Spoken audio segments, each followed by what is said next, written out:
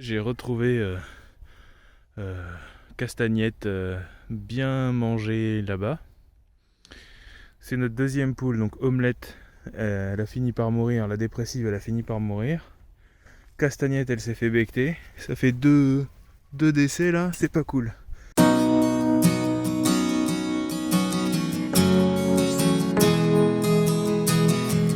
donc avant-hier soir, en fait, je suis venu fermer alors qu'il faisait déjà nuit. Mais j'ai pas été les déranger pour compter si tout le monde était là. Donc en fait, tel que c'est aujourd'hui, hop là, pardon, tel que c'est aujourd'hui, moi je laisse ouvert là-bas pour que le matin elle puisse sortir dans la volière et en fait je sécurisais en fermant ça. C'est pas bon, c'est pas suffisant. Parce que si jamais c'est ça, c'est qu'il y a une fouine ou quelque chose qui est passé et qui est venu me choper une poule, ou alors il y a un renard qui est venu et qui a embarqué une poule avant que je vienne fermer, ce qui est aussi possible. Dans les deux cas, ça met beaucoup de pression sur le timing de fermeture.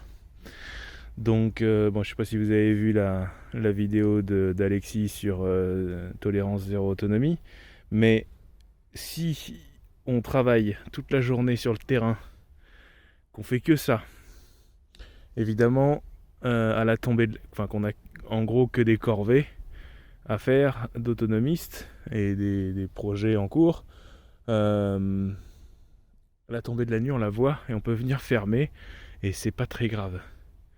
Par contre là clairement moi je me suis fait avoir par mon taf où dans l'atelier j'ai pas vu la nuit tomber et donc je suis pas venu fermer à temps et dans ce cas là ça pose problème. Donc c'est pour ça que je vous disais la dernière fois que j'allais faire une porte automatique.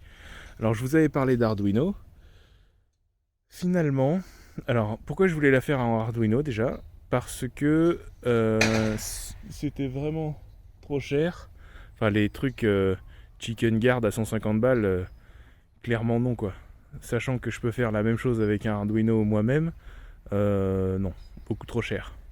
Par contre, j'ai trouvé, enfin c'est pas que j'ai trouvé, c'est qu'on m'a donné un lien vers un site, Fransas je crois, un truc comme ça, qui fait des portes automatiques avec détecteur de luminosité à 40€. Enfin, la promo était à 40€. Et dans ce cas-là, franchement, de mon point de vue, faut pas s'emmerder. La personne qui m'a conseillé ça, en plus, c'est quelqu'un qui a fait une porte automatique avec Arduino. Sauf que elle avait mis un timer. C'est mon cousin qui avait fait ça. Oui, parce que comme d'hab, quand je réinvente jamais l'eau tiède, moi, quand il y a quelqu'un qui a fait un truc ou que je sais qu'il a fait un truc, je vais lui demander conseil. Donc, je lui avais demandé ses plans et savoir comment est-ce qu'il avait fait. Et finalement, j'ai compris qu'il avait mis un timer et non pas un détecteur de luminosité. Et en fait, avec le timer, ça fait que la porte, des fois, elle s'ouvre un peu avant l'aube, des fois un peu après l'aube. Et il y a une fois où, comme ça s'est ouvert avant l'aube, il y avait un renard devant la porte, quand elle s'est ouverte. Du coup, c'est pas ce que je veux. Parce que moi, je veux pouvoir qu'elles se ferment dès qu'elles sont dedans, donc au crépuscule. Et que moi, quand je veux, je viens fermer la volière pour que le lendemain matin, quand ça s'ouvre, elle soit dans la volière, au minimum dans la volière, mais que du coup, ce soit un peu sécurisé et voilà. Ou au pire, je viens pas fermer la volière, on s'en fout. Mais la nuit, au moins qu'elle soit protégée. Voilà.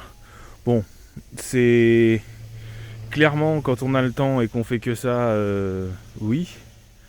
Mais sinon, il faut que une porte automatique, à mon avis, c'est quand même pas mal. Alors là, je vais avoir un souci, c'est que c'est une porte automatique à pile, donc il va falloir surveiller les piles. Ça met d'autres contraintes, mais d'un point de vue sécurité pour les animaux, je pense que c'est mieux parce que moi, ça fait déjà plusieurs fois que je viens faire ça à la lampe torche. C'est super chiant. Bon, donc la porte automatique, elle est en train d'arriver, elle va se... Voilà, et on la montrera ensemble.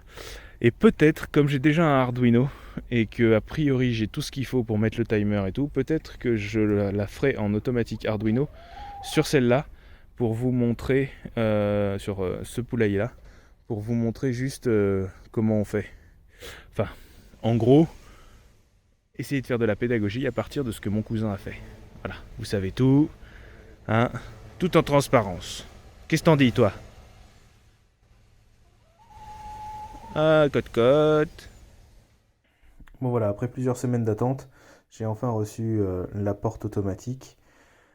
Finalement, c'est assez simple et c'est d'où son prix, je pense, par rapport au Chicken Guard. Il s'agit juste d'un petit cadre en plastique, d'une porte en plastique qui n'est pas très épaisse mais suffisamment costaud pour empêcher de rentrer. Il y a deux petits rails sur le côté, donc ils vont venir comme ça, derrière, qui permettent de faire l'épaisseur du plastique. C'est un peu plus épais que le plastique marron. Et le bloc ici qui vient en haut, comme ça. Et donc en fait c'est un bloc moteur qui fait monter ou descendre la porte dans la crémaillère qui est là. Donc c'est un truc tout simple, il y a un capteur de luminosité ici, un moteur, et là il y a une petite carte et un boîtier pile. Il est même fort probable qu'il y ait un interrupteur, mais que la carte, donc il y a un interrupteur qui est là, ça c'est le boîtier pile, et la carte du détecteur de luminosité doit directement alimenter le moteur. Si ça se trouve, c'est aussi simple que ça. Vous voyez que c'est collé à la colle chaude. Il n'y a rien de bien compliqué. Et du coup, à mon avis, rien qui peut vraiment casser. Donc, on va aller installer ça. Ça va ça va pas être compliqué, je pense. Surtout que moi, j'ai pas de découpe à faire. Bon, peut-être qu'il va falloir que je réadapte la distance et que je remette des tasseaux sur ma vitre, etc. Bon, on verra comment ça va se passer. Et voilà. Le truc, tout simple, facile à faire. Et on va le tester. Hein. Je suis monté prendre les outils pour aller poser la porte automatique. Mais voilà, on arrache tout et on refait tout. Le plancher. Pour que ce soit propre, pour qu'ils puissent venir traiter la charpente et faire l'isolation. Ça, je prends pas le temps de le faire moi, on le fait faire. Bon, et ben voilà. Et ben on est largement trop grand. Donc, et ben on va mettre des tasseaux sur le côté et on va décaler la porte comme ça. Ou je vais peut-être aller carrément lui faire un cadre. Je pense que je vais aller lui faire un cadre à l'atelier qui soit ajustable là-dessus. Je pense qu'on va faire ça. Je serai plus tranquille comme ça. Sauf qu'il faut que ça dépasse là. Ouais. On va regarder ça. Ça y est, c'est l'attraction du jour. Ils ont tous radiné par là. Qu'est-ce qu'il fait? Qu'est-ce qu'il a? Qui c'est celui-là? Et voilà, j'ai été récupéré dans du hêtre que j'avais de la table de chevet encore.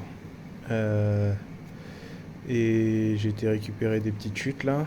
Bon, celle-là elle est moins épaisse que les autres, donc on va voir comment je vais faire. Je sais pas si je colle ou si je visse. Donc voilà, je fais le cadre comme ça, tac. Je vais pouvoir faire mon montage par-dessus. Comme ça, je pourrais venir visser le cadre dans ma fenêtre. Et voilà. Bon, le bois, pour le moment, je n'y ferai rien dessus. Au pire, ce sera quelques vis à enlever si je veux le retraiter. Et voilà, parce que pour ce soir, je voudrais le poser et j'ai pas spécialement envie de faire de grosses finitions là-dessus. J'irai tartiner ça d'huile de lin, un de ces quatre. Et voilà, un cadre minute, vis-biaise plus colle. On va passer un petit coup d'éponge partout. Et donc on va utiliser l'autre côté, qui était côté contre l'établi et qui du coup est plan. Parce que là vous voyez qu'il y a un problème d'épaisseur. C'est pas grave, on le mettra à l'arrière. Hop, et voilà, c'est posé. Donc j'ai fait un petit rajout ici par l'intérieur pour boucher. Parce qu'en fait, j'ai été surélevé, je vais vous montrer de l'autre côté. Donc là, on est en position ouvert. Et il fait pas plus de courses que ça. Alors c'est assez étonnant. Mais c'est comme ça. Donc voilà. Donc vous voyez le poulailler. J'essaye d'enlever. Donc là, ça fait 2 jours que je l'ai pas nettoyé. Enfin, nettoyé en gros. Et que j'essaie d'enlever les gros caca en fait à chaque fois qu'ils sont là-bas. Et je crois qu'hier on n'a pas récupéré les œufs. Et ce matin non plus. Ce matin c'était brouillard givrant franchement. Je suis juste sorti pour ça. Et voilà. Donc là on a des œufs. Là non. Et à chaque fois j'enlève le caca des pondoirs aussi. Et là on a un œuf. Avec mon caca. Oh bah oui Momo, t'es curieuse, hein, je suis là, tu viens.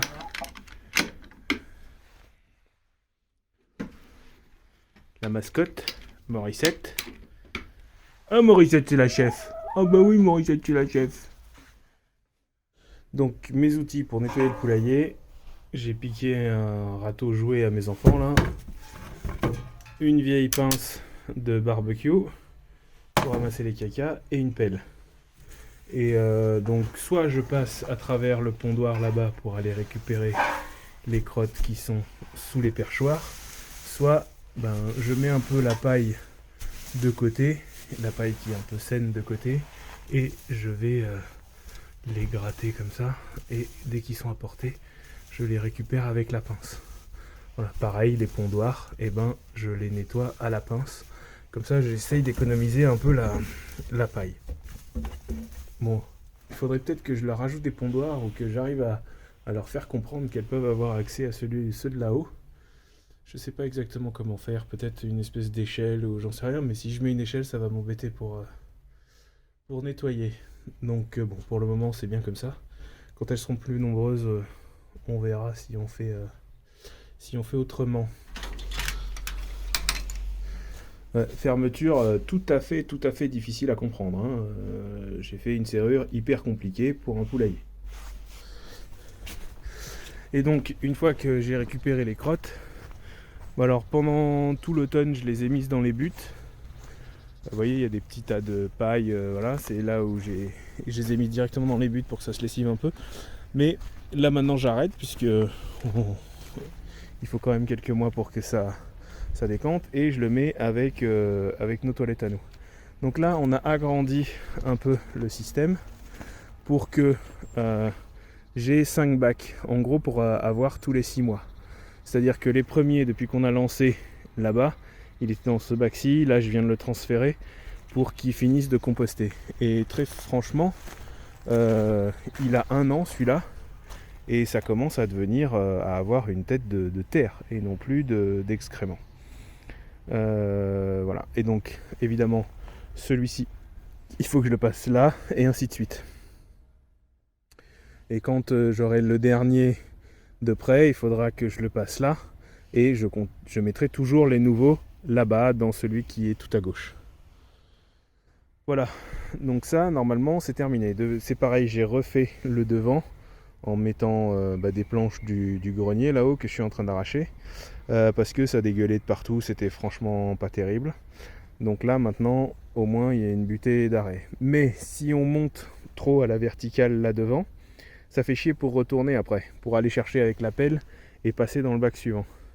Donc c'est pour ça que j'ai laissé un petit et en gros je fais un tas qui monte vers l'arrière.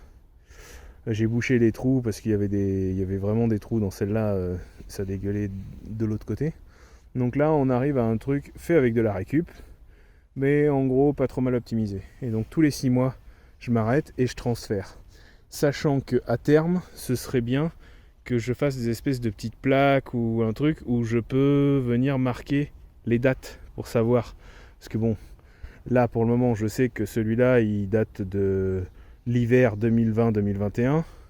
Donc celui-là il est printemps-été 2021. Celui-là il est... non. Vous voyez déjà je sais plus. Bref. Il faut attendre au moins 2 ans, donc celui-là c'est pas pour ce printemps-là, c'est pour printemps 2023. Il sera utilisable dans 1 an. Mon terrain n'est pas inondé, mais celui du voisin juste là, bah, il a des mares de partout. C'est inondé de partout. Donc j'espère que ça va pas monter plus que ça cette année.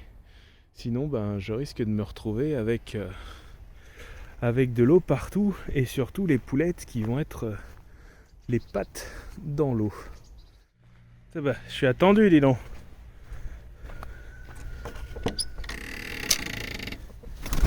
Oh là là!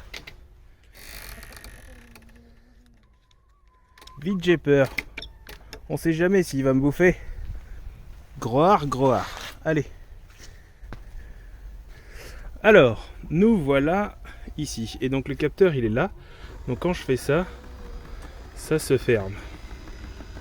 Et vous voyez, la course, je l'ai fait arriver jusqu'au bois là. Voilà. Et donc quand il détecte de la lumière, tac, ça s'ouvre. Bon, j'ai fait un essai, je les ai laissés tranquilles tout à l'heure. Le coq, il arrive à rentrer, même par la porte comme ça. Donc, c'est que ça devrait bien se passer. Voilà, on va voir. Maintenant, ce que j'espère, c'est que la porte ne se ferme pas avant que tout le monde soit rentré. Par exemple, si je fais ça et que je le mets à l'ombre, c'est pas bon. Il faut vraiment qu'il soit vraiment dans le noir pour que ça se ferme. Donc normalement, je pense que toutes les poules devraient être rentrées dans le truc. Le seul problème, c'est que... Ah, voilà Gaston, très bien. Le seul problème, c'est que c'est à pile. Donc il faut être sûr que les piles soient fonctionnelles. Ça n'empêche pas de venir fermer au moins la volière au cas où. Hein. C'est juste que, notamment en hiver, je peux venir le faire plus tard, même à la lampe torche ou quoi. Et les poulettes, elles sont sécurisées. Oh non, non. Oula, ça fait du bordel dedans. À mon avis, ils sont enfermés. Eh ouais. Putain, ça marche pas ce truc. Hier soir, je suis revenu de nuit. C'était pas fermé. Et là, ce matin, c'est pas ouvert. Donc il y a une connerie. Est-ce que ce serait un manque de piles? Possible, hein.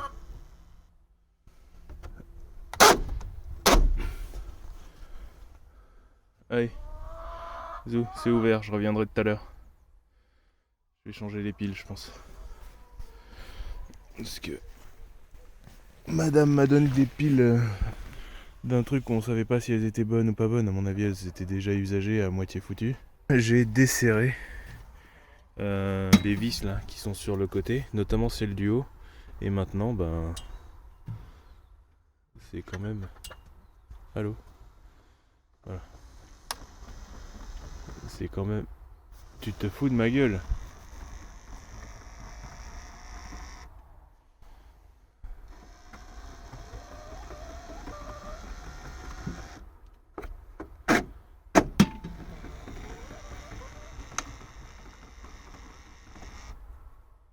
Ok.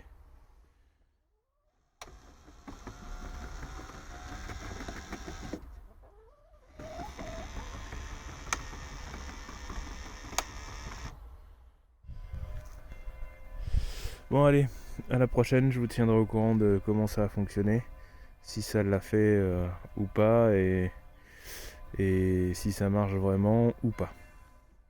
Allez, salut!